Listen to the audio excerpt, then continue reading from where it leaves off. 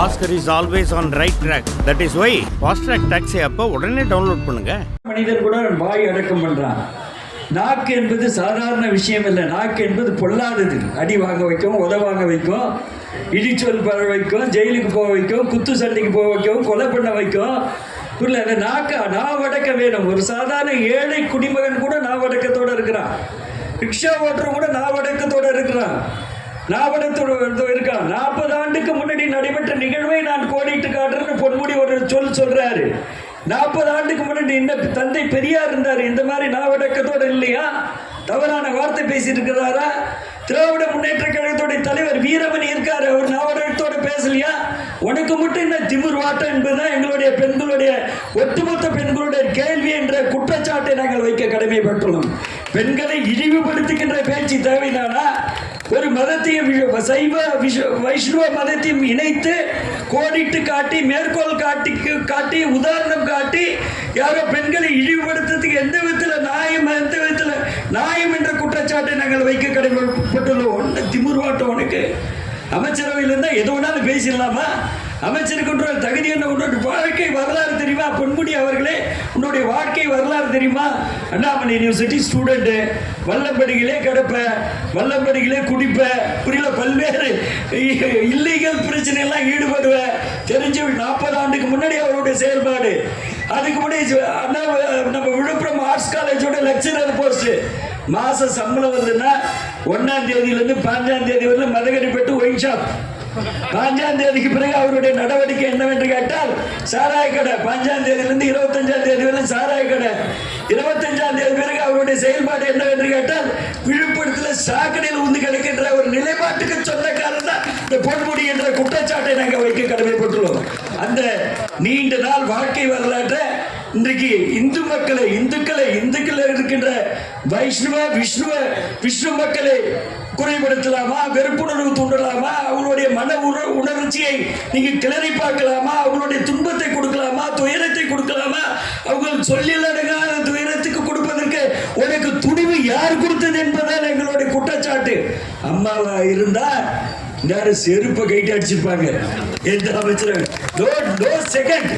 No second எடப்பாடியார் இருந்தா கூட உடனே அமைச்சரவையில் தூக்கி அடிச்சிருப்பாரு. ஏன் அந்த துணிவு பொம்மை முதலமைச்சருக்கு இல்லை என்பது எங்களுக்கு கேள்வி. ஏதோ கழகத்துடைய துணை பொதுச் செயலாளர் வந்து நீக்கிட்டா மட்டும் போதுமா? அரசு பணியில் இருக்கிறாரா இல்லையா? அரசு பணியில் வரும்போது என்ன சொல்றோம்? நாங்க ஒரு உறுதிமொழி ஏற்கிறோமா இல்லையா? தெரிந்தோ தெரியாமலோ நேரடியாகவோ மறைமுகமாகவோ பிறர் மனிதனை புண்படுகிற அளவில் நாங்கள் ஈடுபட மாட்டோம். இது ஆண்டவன் மீது உறுதிட்டு சொல்றோமா இல்லையா? உன் உறுதிப்பாடு எங்க காத்தோட போயிச்சா? உன் உறுதிப்பாடு காத்தோட போயிச்சா? இன்னைக்கு 2 சவுக்கடி குடிச்சுக்கான திராவிட முன்னேற்ற கழக ஆட்சிக்கு செந்தில் பாலாஜிக்கு 4 நாள் கெடு உச்ச நீதிமன்றம் கொடுத்திருக்கு. அந்த மதுவிலக்கு ஆயத்தீர்வில போய் நம்ம நடைபெற்ற இடி ரைடு, அமலாக்கத்துறையுடைய ரைடு தொடரலாம். அது தொடர்றதுக்குண்டான சாத்தியக்கூறு உண்டு. அதை தடுக்க முடியாதுன்னு கொடுத்துருக்கிறான். செந்தில் பாலாஜி வந்து நாங்க ஏப்ரல் 26ஆம் தேதி ரிலீஸ் பண்ணும் போது அமைச்சரவையில் இல்லை, எந்த சாட்சியும் கலைக்க மாட்டோம், மணி லாண்டரிங்க கலைக்க மாட்டோம்.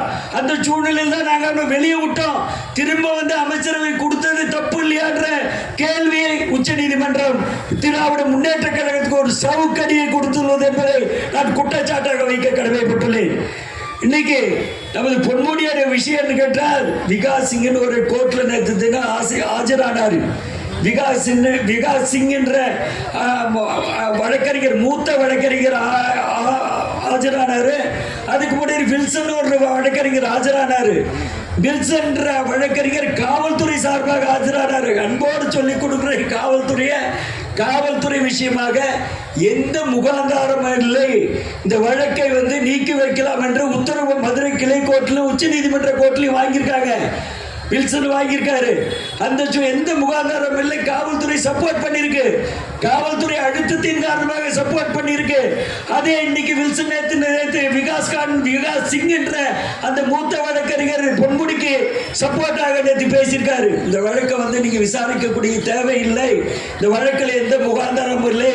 இந்த வழக்கு வந்து அந்த பொன்முடி அவர்கள் உள்ளரங்கில் தான் பேசினாரு, வெளி வட்டாரத்தில் பேசல.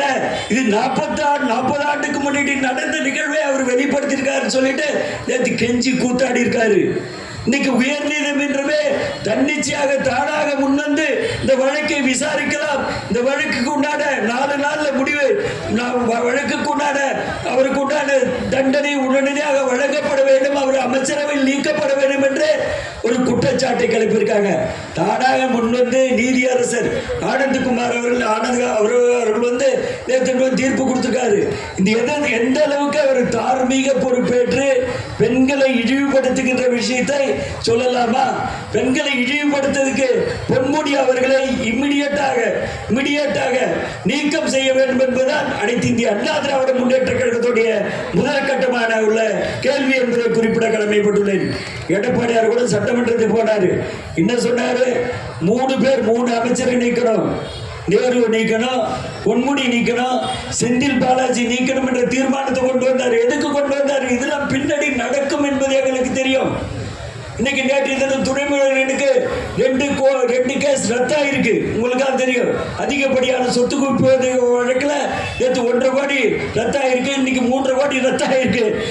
ஒட்டுமொத்த அமைச்சரவை எப்படி இருக்கு என்று கேட்டால் கேவலமாக, நாட்டுக்கு நன்மை இல்லாத அளவுக்கு, நாட்டு மக்களை சுரண்டுகின்ற அளவில், நாட்டு மக்களுடைய பணத்தை மொத்தமாக எடுத்துக்கொண்டு சொல்லுகின்ற அரசாக தான் இந்த அரசு செயல்பட்டுக் கொண்டுள்ளது என்பதை நாங்கள் குற்றச்சாட்டாக வைக்க கடமைப்பட்டுள்ளோம். இதே டாக்டர் புரட்சி தலைவர் அம்மா அவர்களும் சரி, எடப்பாடியார் அவர்களும் சரி, எங்க ஆட்சியில அமைச்சரவை பேர்ல ஏதாவது வழக்கு இருந்ததா, குற்றம் இருந்ததா, குற்றவியல் நடவடிக்கை இருந்ததா?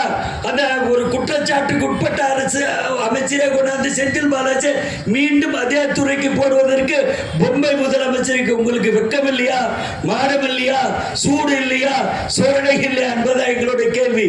இந்த நிமிஷம் வரல பொன்முடி அமைச்சரவையிலிருந்து கட்டி காவல் பண்றீங்க, எங்க போய் நிக்க போகுது இது சொல்லு பாப்போம். ஒட்டுமொத்த தமிழக மக்களும் வெறுக்கின்ற ஆட்சியாக, ஒட்டுமொத்த தமிழக மக்கள் ஒட்டுமொத்தமாக திராவிட முன்னேற்ற கழக ஆட்சி தூக்கி எறியப்பட வேண்டும், அனைத்து இந்திய அண்ணா திராவிட முன்னேற்ற கழக ஆட்சி எடப்பாடியார் தலைமையில் அமர்த்தப்பட வேண்டும் என்ற ஒரே எண்ணத்தின் கோட்பாடில் இருக்கின்ற காட்சியை தமிழகம் பூரா பார்க்க போறோம். எந்த டிஎம்கே எம்எல்ஏ ஊர்ல போய் ஓட்டு கேட்டு வெளியே வர முடியாது. எந்த பயணம் பண்ணல, எந்த நன்மையும் பண்ணல. 1000 ரூபாய் கொடுத்துட்டு 10,000 ரூபாய் பிடிக்கிறான். வீட்டு வரி உயர்ந்து போச்சு, சொத்து வரி உயர்ந்து போச்சு, தண்ணீர் கட்டணம், குடிநீர் கட்டணம் உயர்ந்து போச்சு, பத்திரப்பதிவு கட்டணம் உயர்ந்து போச்சு, நோட் புத்தகம் பாட புத்தகத்தோட விலை உயர்ந்து போச்சு. அது மட்டும் இல்ல, ரேஷன் பொருட்களோட விலை உயர்வாகி போச்சு. தங்கத்தின் விலை எங்கே போயிட்டு இருக்கு, 75,000 ரூபாய் தொட்டு போச்சு தங்கத்தோட விலை. அம்மா தாலிக்கு தங்கம் கொடுத்த ஒரு தங்க தலைமை டாக்டர் புரட்சி தலைவி அம்மா அவர்கள் என்பதை குறிப்பிட கடமைப்பட்டுள்ள இந்த மோசமான ஆட்சி, மட்டரகரமான ஆட்சி, கஞ்சா உலகம் ஆட்சி, போதை மாத்திரை உலகம் ஆகி போச்சு. ஒட்டுமொத்த தமிழக மக்களை வஞ்சிக்கின்ற ஆட்சியாக கடைபெற்று சொன்னாங்கல்ல, சாந்தி புரியல, 3 வயசு போக முடியல, 8 வயசு போக முடியல, 10 வயசு போக முடியல, 60 வயசு போக முடியல, 30 வயசு போக முடியல. செயின் ஸ்நாக்கிங் நடக்குது. அந்த மாதிரி ஒரு தமிழக அரசு காவல்துறை கட்டுப்பாட்டில் இல்ல. காவல்துறைக்கு அன்பான பணிவான வேண்டுகோள் என்று கேட்டால் சுயமாக செயல்பட வேண்டும். டிஜிபி முதற்கொண்டு சுயமாக செயல்பட்டால் இந்த இருக்காது. சிவி சண்முகம் மட்டும் பேசினா வழக்கு போடுறீங்க, புரியல, அதுக்கு முகாந்தரம் இருக்குன்னு சொல்றீங்க. அவர் ஒன்று இந்த மாதிரி பேச்சு பேசல. பொன்முடி மாதிரி கீழ்த்தரமான மட்டரகமான யோகித கட்டத்தனமாக அறுவருக்கு தகுந்த அசிங்கமான பேசி நம்ம சிவி சண்முக சட்ட அமைச்சர் பேசல, புரியல. பொன்முடி பேசுறது மிக மிக மிக மிக மிக அனைத்து பெண் குலத்தையும் இழிவுபடுத்துகின்ற செயலை பேசிய பொன்முடியை நாங்கள் வன்மையாக கண்டிக்க கடமைப்பட்டுள்ளோம். அந்த அளவுக்கு மட்டரகமான பேச்சு, இழிவான பேச்சு, ஒட்டுமொத்த இந்து சமுதாயத்தை பாதிக்கின்ற பேச்சு, சைவ விஷ்ணு மதத்தை பாதிக்கின்ற பேச்சு. பெரும்பான்மையான மக்கள் சைவ விஷ்ணு மத வைஷ்ணவ மதத்தில் இருக்காங்க. இந்து மக்களை சூடேற்றுகின்ற பேச்சு, இந்து மக்களை வெறுப்புணர்வுடன் தூண்டுகின்ற பேச்சை பேசிய பொன்முடியை நாங்கள் வன்மையாக கண்டிக்கின்றோம். இறுதியான முடிவு என்னவென்று கேட்டால், வெகு விரைவில் கூடிய சீக்கிரமாக நாள் கடத்தாமல் இந்த பேச்சுக்கு, பெண்களை இழிவுபடுத்திய பேச்சுக்கு, பெண்களை இழிவுபடுத்தி கொச்சைப்படுத்திய பேச்சுக்கு, பெண்களை தார்மீகமாக பேசிய பேச்சுக்கு, இந்து மக்களை அவமானப்படுத்திய பகுதிக்கு செயலுக்கு, வைஷ்ணவ சைவ மதத்தை இழிவுபடுத்திய செயலுக்கு பொன்முடியை அவசரமாக உடனடியாக அமைச்சர் பகுதியில் நீக்க வேண்டும் என்று பெண்களின் சார்பாக, உங்களின் சார்பாக, கூடியிருக்கின்ற மகளின் சார்பாக, வடக்கு மாவட்டம் சார்பில் அன்போடு கண்டனத்துக்குரியமாக எச்சரிக்கையாக கேட்டுக்கொள்ள கடமைப்பட்டுள்ளோம். இமிடியேட்டாக இன்னைக்கு 2 நீதிமன்றம், உச்ச நீதிமன்றமும் சவுக்கடி கொடுத்துருக்காங்க தமிழக அரசுக்கு, உயர் நீதிமன்றமும் சவுக்கடி கொடுத்துருக்காங்க.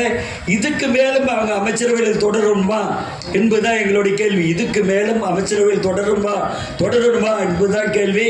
அமைச்சரவையில் தொடர்ந்தால் உங்களுடைய ஆட்சி நிலைமை மிக கேவலமான நிலைமை, படுபாதாள நிலைமை.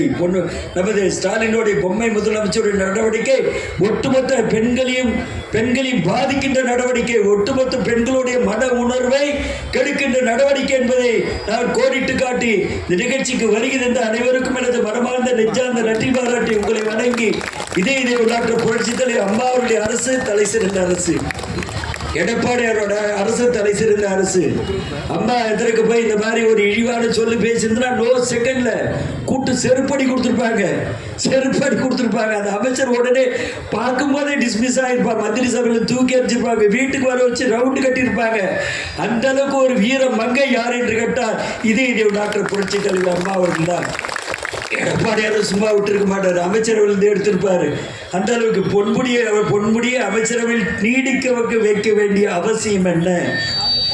உங்களுக்கு நீடிக்க வைக்க வேண்டிய அவசியம் என்ன? தவறு செய்தால் தவறு தான். அவன் சீமானா இருந்தாலும் சரிதான், அவன் கோடீஸ்வரனா இருந்தாலும் சரி, அவன் எவனாக இருந்தாலும் சரி, தவறு செய்தவன், குற்றச்சாட்டுக்கு ஆட்படுத்தப்பட்டவன் குற்றவாளியாக தண்டனை பெற்று வெளியேற வேண்டும் வழிய அவனை வச்சுக்கிட்டு நடக்குது. குற்றத்துக்கு மேல குற்றம் செய்கின்ற குற்றவாளி தான் நமது முதலமைச்சர் ஸ்டாலின் என்ற குற்றச்சாட்டை வைத்து வணங்கி விடைபெறுகிறேன். நன்றி, வணக்கம்.